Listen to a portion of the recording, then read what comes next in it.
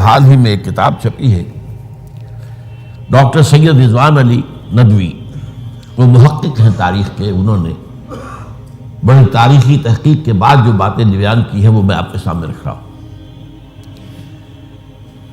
عرب میں جنوب مغرب کی کونے میں جہاں یہ یمن بھی آباد ہے، اس کے اوپر نجران ہے، اسی علاقے میں یمامہ کا علاقہ کہلاتا ہے۔ یہاں ایک قبیلہ آباد تھا، بنو تمیم۔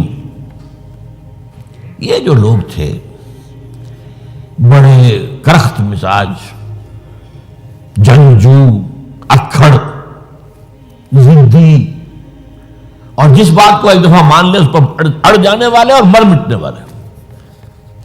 یہیں سے فتنہ پہلا اٹھا تھا۔ سب سے بڑا جو نئے جھوٹے نبی کھڑے ہوئے تھے ان میں سب سے بڑا تو مسلمہ کذاب تھا، یہی تو علاقہ تھا، اور اس کے خلاف اس فتنے کی سرکوبی میں کتنے صحابہ، 1200 صحابہ ایک جنگ کے اندر شہید ہوئے، جن میں 500 جو ہیں وہ حفاظ تھے رضی اللہ تعالیٰ عنہ اجمعین۔ تو یہ لوگ جو یہ تھے بڑے زوردار تھے۔ اس قبیلے کے بارے میں حضرت عمر رضی اللہ تعالیٰ عنہ نے ایک بڑی عجیب حکمت عملی اختیار کی۔ ان کو وہاں سے اکھاڑ کر اور ایران کی سرحدوں پر آباد کر دیا، اب جہاں پر جہاد ہو رہا تھا، تاکہ ان کے اندر جو یہ جنگجوئی ہے یہ اب اس مقصد کے لیے استعمال ہو، اب وہ دارالاسلام کی توسیع کے مقصد کے لیے استعمال ہو، اور وہ ہوئی۔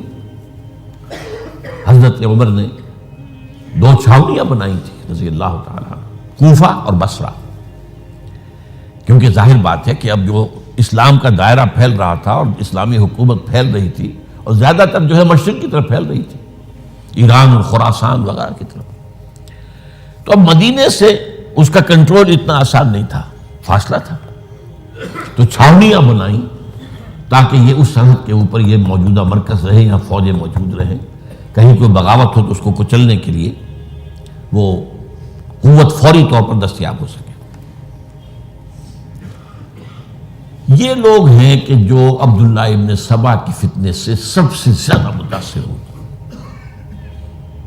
ان کی مزاج میں وہ کمی تو تھی نا، حضرت عمر بھی ان کا جو ایک مضبوط کنٹرول تھا انہیں دبائے رکھا ہے، اور ان کا رخ جو ہے ایک دوسری طرف موڑ کر اس سے اسلام کو فائدہ پہنچایا۔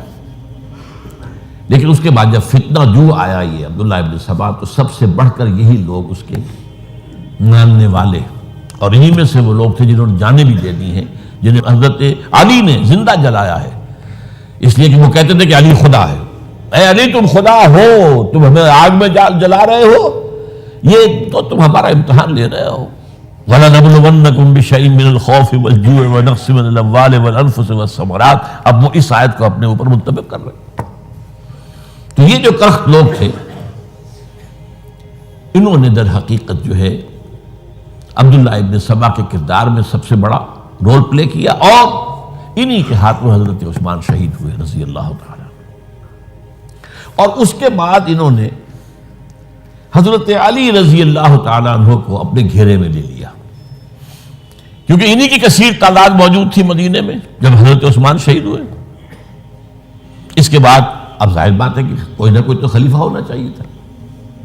حضرت طلحہ سے کہا گیا، انہوں نے معذرت کر لی، حضرت زبیر سے کہا گیا، انہوں نے معذرت کر لی۔ اب ظاہر بات ہے کہ حضرت علی آخر امت کو چھوڑا تو نہیں جا سکتا تھا بغیر امام کے، انہوں نے قبول کر لی، اگرچہ حضرت حسن روکتے رہے کہ ابا جان یہ ان لوگوں کی بیعت جو ہے آپ قبول نہ کیجیے۔ حضرت حسن تو ان میں سے ہیں جو حضرت عثمان کے دروازے پر کھڑے تھے پہرے دار کی حیثیت سے، حسن اور حسین رضی اللہ تعالیٰ عنہ، انہیں تو معلوم تھا فتنہ جو کون لوگ ہیں۔ اس کے بعد حضرت علی رضی اللہ تعالیٰ عنہ نے اسی حکمت سے، جس حکمت کے تحت حضرت عمر نے یہ چھاونیاں آباد کی تھی، دارالخلافہ بھی مدینے سے کوفہ منتقل کر دیا تاکہ پورے عالم اسلام کو کنٹرول کیا جا سکے اس مرکز کے ساتھ۔ اس کا نتیجہ یہ نکلا کہ اب گویا کہ حضرت علی کے گرد ان لوگوں کا گھیراؤ مکمل، کوفے میں یہی تو آباد تھے، کوفی یہی تو تھے، حضرت عمر نے انہیں لا کے یہاں آباد کیا تھا۔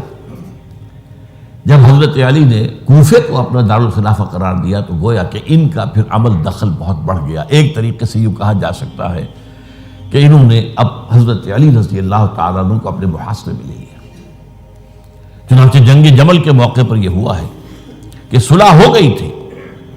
حضرت عائشہ رضی اللہ تعالی عنہ کے جو نمائندے تھے اور ادھر سے حضرت علی، صلح ہو گئی تھی، طے ہو گیا تھا کہ ہاں قاتلین عثمان کو جو ہے اس کو سزا دی جائے گی، قصاص لیا جائے گا حضرت عثمان کی قتل کا. لیکن ان لوگوں نے 10,000 آدمی کھڑے ہو گئے کوفے کے اندر، ہم سب قاتل ہیں عثمان کے، لوگ قصاص ہم سے اگر لے سکتے ہو. جس کے نتیجے میں اور انہوں نے جنگ شروع کر دی. اور جب جنگ شروع ہو جائے تو پھر اس کے بعد تو کوئی نہیں دیکھ سکتا کیوں شروع ہوئی، کیسے شروع ہوئی، کس نے شروع کی. اب تو یا مارو یا مرو، دو ہی باتیں ہوتی.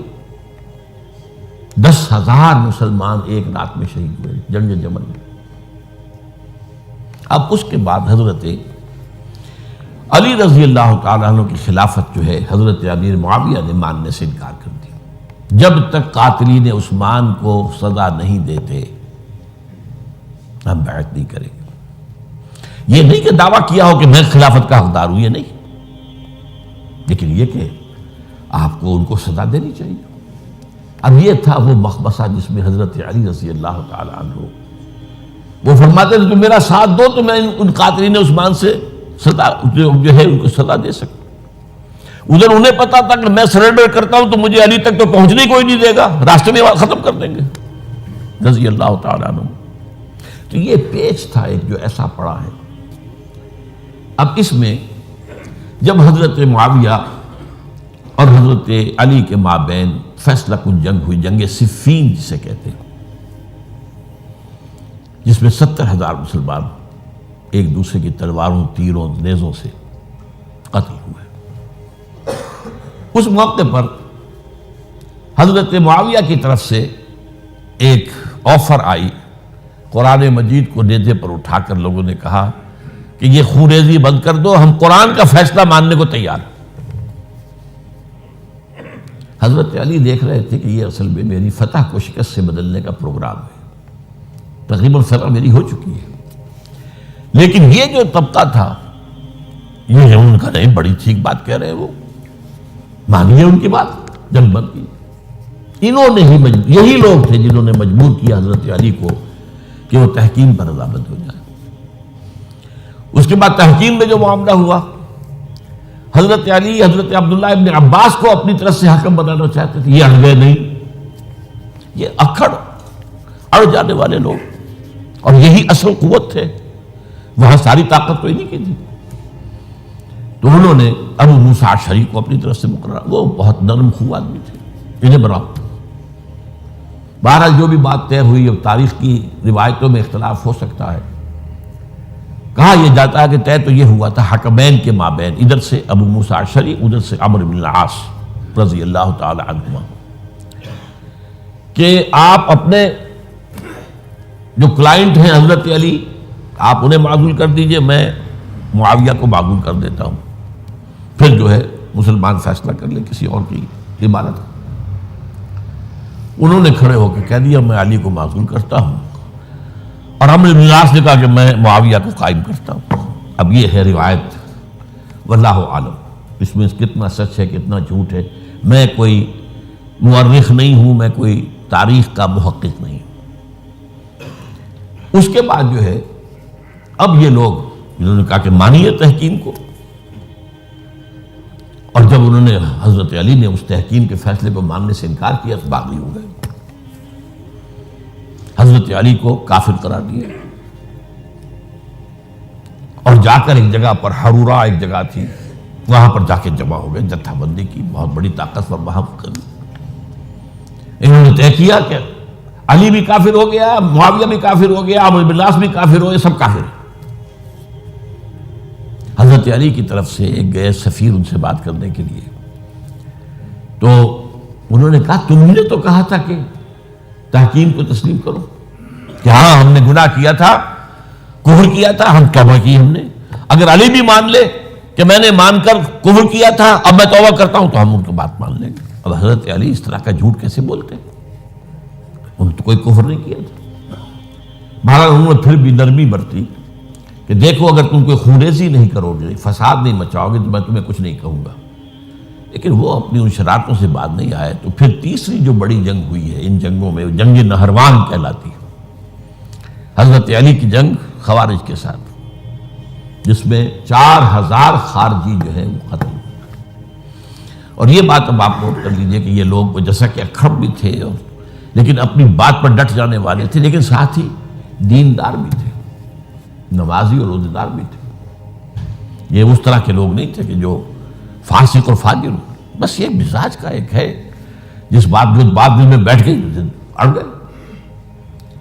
تو یہ اصل میں انہوں نے پھر فیصلہ کیا کہ اور تو ہمارے بس میں اب کچھ نہیں ہے، ان تینوں کو قتل کر دیا جائے، علی کو بھی اور معاویہ کو بھی اور عمرو بن العاص کو بھی۔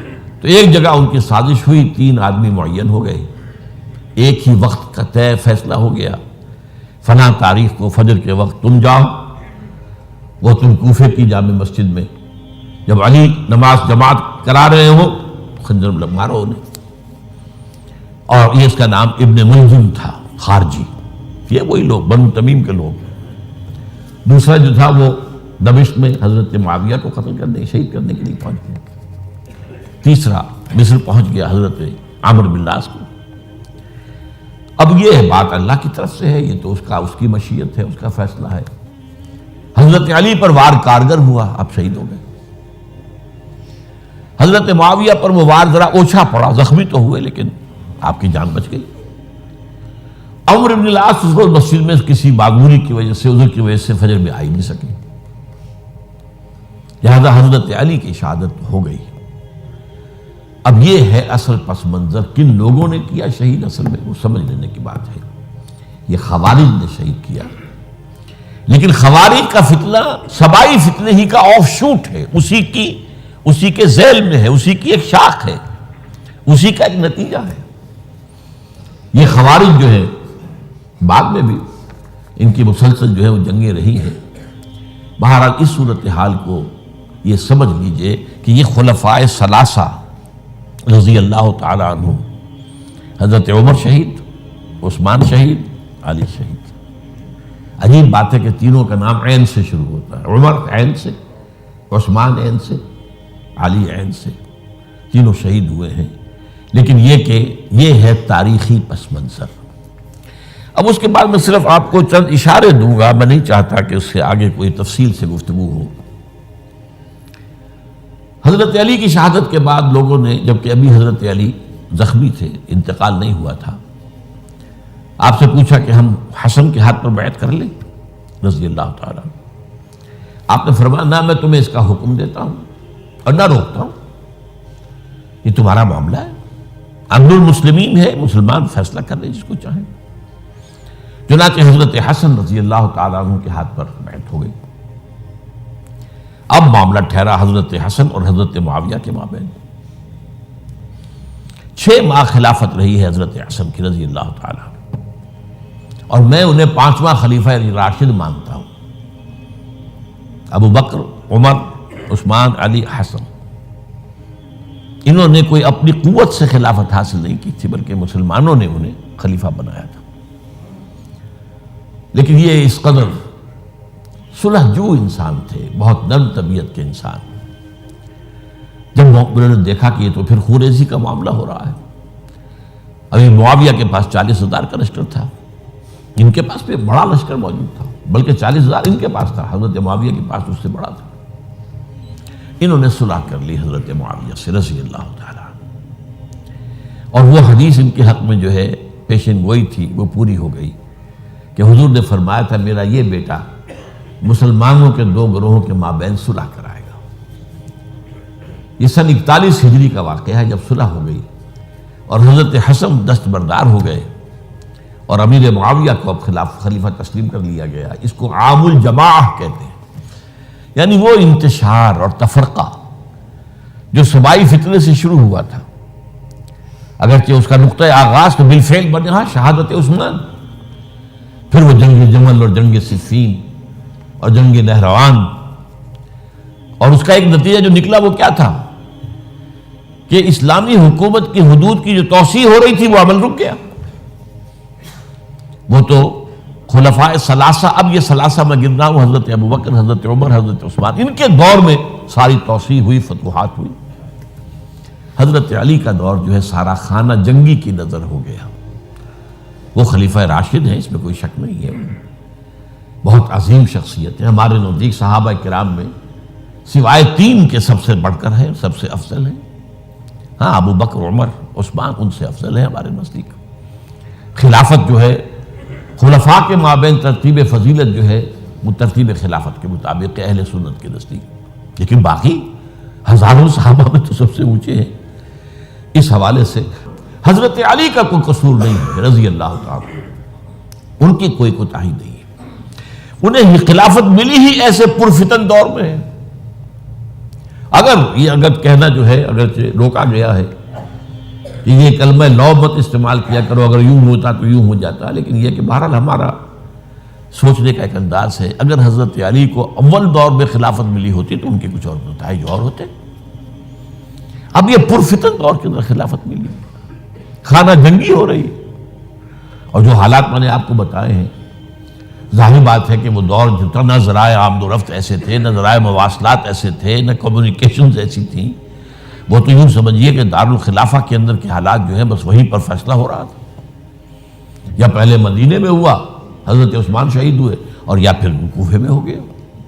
وہ تو اصل جو بھی طاقت اس مرکز کے اندر جس کے پاس طاقت تھی، اسی نے جو بھی اپنا فیصلہ ہے وہ منگا لیا. بہرحال یہ جو حضرت حسن نے مصالحت کی ہے، جس کی بنا پر ہم تو انہیں سلام کرتے ہیں، ان کا احترام کرتے ہیں، انہوں نے خانہ جنگی ختم کی، فساد جو ہے اس کی جڑ کاٹ دی، تعامل جماعت ہو گیا، اب امن ہو گیا. اور نوٹ کیجئے اس کے بعد 20 برس تک امیر معاویہ کی حکومت رہی ہے. 20 برس اور کامل امن رہا ہے. اس میں یہ بھی ہے کہ ان کے تدبر کو بھی دخل حاصل تھا. یہ بھی ہے کہ انہوں نے کچھ طاقت کا استعمال بھی کیا. یہ بھی ہے کہ انہوں نے دلجوئیاں بھی کی لوگوں کو، جس کو ہم کہتے ہیں مؤلفۃ القلوب، جو زکوٰۃ کے مسائل میں شامل ہے. کچھ لوگوں کی کچھ کے شر سے اس کو روکنے کے لیے ان کو جو ہے کچھ زکوٰۃ میں سے پیسہ دیا جائے وغیرہ وغیرہ، مؤلفۃ القلوب، تالیف قلب کے لیے. بہرحال نتیجہ یہ ہے. تاہم یہ جان لیجئے کہ حضرت معاویہ صحابی رسول ہیں، ہم ان کو تسلیم کرتے ہیں، لیکن ان کی خلافت کو خلافت راشدہ ہم نہیں مانتے، اس لیے کہ وہ انہوں نے اپنی طاقت سے حاصل کی ہے. میں نے اسی لیے کہا حضرت حسن رضی اللہ تعالیٰ عنہ کی خلافت خلافت راشدہ ہے، لیکن حضرت معاویہ کی خلافت خلافت راشدہ، اگرچہ اس میں عمل رہا، اور وہ جو عمل رک گیا تھا، وہ جو مزید توسیع دارالاسلام کی، وہ دوبارہ شروع ہو گیا. خراسان کی طرف پیش قدمی شروع ہو گئی. ادھر پہلا بیڑا بنایا حضرت معاویہ نے رضی اللہ تعالیٰ عنہ، اور یہ بحیرہ روم کے بعد جزائر کو فتح بھی کیا. انہی کے زمانے میں مسلمان فوجیں جو ہیں استنبول تک پہنچ گئی، قسطنطنیہ کی فصیل تک پہنچ گئے. اگرچہ فتح نہیں ہو سکا قسطنطنیہ اس وقت، وہ تو بعد میں کئی 100 سال بعد ترک جو خلیفہ تھا اس کے ہاتھوں فتح ہوا، محمد فاتح. لیکن یہ کہ باہر پہنچ گئے تھے وہاں تک، یہ عمل بھی شروع ہو گیا. لیکن انہی لوگوں نے حضرت حسن کو گالیاں دی اس کام پر کہ تم نے صلح کیوں کی. امیر الکافرین کہا، امیر المنافقین کہا، اور انہیں خطاب یا آر المومنین، اے مومنوں کے لیے آر کی کا اور شرم کے باعث، اور ان کے خیمے پر حملہ کیا، اسے جلایا. ان کی جان کے در پہ تھے کہ تم نے صلح کیوں کی. یہ اکھڑ لوگ، یہ لوگ، اس کے بعد اب میں صرف اشارہ کر رہا ہوں، یہی لوگ تھے اصل میں جو 20 برس کے بعد پھر جو حادثہ سانحہ کربلا ہوا ہے اس کا مین کردار یہ تھا. صرف چند جملے اس وقت کہوں گا. سانحہ کربلا پر میرا کتاب جو موجود ہے وہ آپ پڑھیے. حضرت معاویہ رضی اللہ تعالیٰ عنہ کو مغیرہ ابن شعبہ ایک بزرگ صحابیوں میں سے تھے، انہوں نے مشورہ دیا کہ دیکھیے آپ کی خلافت سے پہلے 4 برس تک خانہ جنگی رہی، 1 لاکھ کے قریب مسلمان ایک دوسرے کی تلواروں سے ختم ہوئے. اب اگر وہ زمانہ گزر گیا، کبار صحابہ تو فوت ہو چکے، بڑے صحابہ تو گئے، اب تو یہ نو مسلم جو فتح کے بعد ایمان لائے یا اس کے بعد ایمان لائے جبکہ سورہ توبہ کی آیات نازل ہو گئی، اب تو یہ لوگ، یا پھر اب نئے لوگ جو مفتوحہ علاقے میں ایمان لا رہے ہیں، مسلمان ہو رہے ہیں۔ لہٰذا اب وہ جو مسلمانوں کا ایک نظام خلافت راشدہ کا تھا، اگر اس کے پیچھے کسی مضبوط قبیلے کی طاقت نہ ہو تو وہ مرکزیت قائم نہیں رکھ سکے گا۔ لہذا آپ یزید کو اپنا ولی عہد مقرر کر دیں۔ حضرت معاویہ کچھ رہے متردد، لیکن بعد میں ان کی سمجھ میں یہ بات آ گئی۔ یہاں یہ نوٹ کر لیجئے کہ میں یا آپ حضرت معاویہ کے فیصلے سے اختلاف کر سکتے ہیں، ان کی نیت پر حملہ نہیں کر سکتے، وہ صحابی ہیں۔ الصحابہ کلہم عدول، ان کی نیت بھی یہی تھی، مسئلہ سمجھی اس میں کہ وہی امن جو ہے وہ برقرار رہے۔ اس وقت جو ہے کچھ تھے ہمارے جو اس وقت اگرچہ وہ صغار صحابہ میں شمار ہوتے تھے، لیکن اب وہ کبار تھے، وہ کھڑے ہو گئے کہ آپ یہ کام غلط کر رہے ہیں، یہ قیصریت اور کسرویت جو ہے اس کا آغاز کر رہے ہیں۔ اور یہ کون لوگ تھے؟ اب دیکھیے ترتیب: ابو بکر کے بیٹے عبد الرحمن، عمر کے بیٹے عبداللہ ابن عمر، عباس کے بیٹے عبداللہ ابن عباس، زبیر کے بیٹے عبداللہ ابن زبیر، علی کے بیٹے حضرت حسین۔ حضرت حسن فوت ہو چکے تھے کیونکہ یہ عین وسط میں ہوا واقعہ، 20 سال کے درمیان 10 سال حضرت معاویہ کی حکومت کو شروع ہوئے 10 سال ہو چکے تھے۔ میری جو تحقیق ہے یا مطالعہ اس کے مطابق تو یہ ہے کہ حضرت عثمان نے مصلحت سے، حضرت معاویہ نے مصلحت سے کام لیا اور ان پر جبر نہیں کیا، لیکن انہی ندوی صاحب نے کچھ لکھا ہے کہ بالجبر بھی ان سے بیعت لے لی، بیعت ولی عہدی۔ مجھے اس سے اختلاف ہے، یہ حضرات ایسے نہیں تھے کہ جو بالجبر بیعت کرنے والے ہوں، میں اس کو ماننے کو تیار نہیں۔ بہرحال یہ حضرت، میرے نزدیک حضرت معاویہ نے جبر نہیں کیا، زبردستی نہیں کی، لیکن جب حضرت معاویہ کا انتقال ہو گیا، اب جو ہے معاملہ یہ پیدا ہو گیا کہ آپ بیعت کریں نہ کریں تو پھر جو ہے باغی شمار ہو گئے۔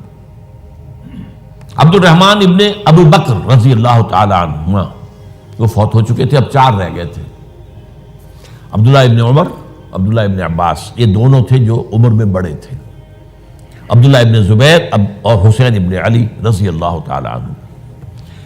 ان چاروں نے کہا کہ کام غلط ہوا ہے یہ، لیکن اس کے بعد ایک تفریق ہو گئی۔